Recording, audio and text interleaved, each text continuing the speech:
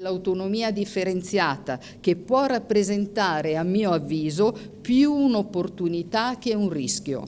Governo, regioni, Parlamento saranno tutti chiamati a dare un contributo per rendere effettivi i principi di sussidiarietà e buon andamento, senza egoismi e senza penalizzazioni per nessuno. Autonomia da fare con la centralità del dibattito in Parlamento per arricchire le scelte, ma applicarla perché i cittadini la vogliono. Interviene anche la veneta Casellati, seconda carica dello Stato, per spingere il progetto di riforma che fa litigare la maggioranza di governo. E dal conclave evocato da Zaia per chiudere la partita ora si passa alle nozze in bilico, come fa il ministro Stefani. Quello tra noi, il Movimento 5 Stelle, dice non è un matrimonio fondato sull'amore, ma su un contratto. Se non viene rispettato è dura andare avanti. Vero è, aggiunge, che il confronto aspro serve a chiarire le posizioni.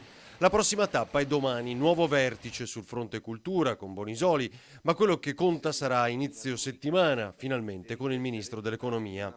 Poi svela che il Premier ha annunciato che fisserà un incontro con i presidenti di Veneto e Lombardia per valutare con loro il testo dell'intesa prima dell'approdo in Consiglio dei Ministri. Ci sarà quindi la necessità di tener conto di tante esigenze e di contemperare aspetti geografici, sociali ed economici, sapendo che i cittadini ci chiedono di ridurre la distanza tra decisori e territorio in una logica di efficacia, di efficienza e di economicità. Salvini ribadisce la necessità di fare in fretta. Il governatore lombardo Fontana si augura che l'intesa si sblocchi come la TAV.